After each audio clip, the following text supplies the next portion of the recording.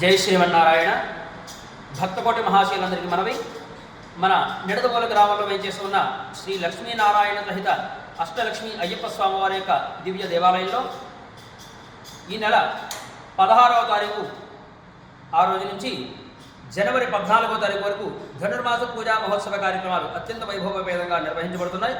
అందులో భాగంగా రేపు వైకుంఠ ఏకాదశి సందర్భంగా శ్రీ స్వామివారికి ఉత్తర ద్వార దర్శనం ద్వారా స్వామివారి యొక్క ఆలయానికి ప్రవేశించి స్వామివారికి విశేష తులసీదళార్చన, అదేవిధంగా అమ్మవారికి విశేష కుంకుమార్చన కార్యక్రమం నిర్వహించబడుతుంది.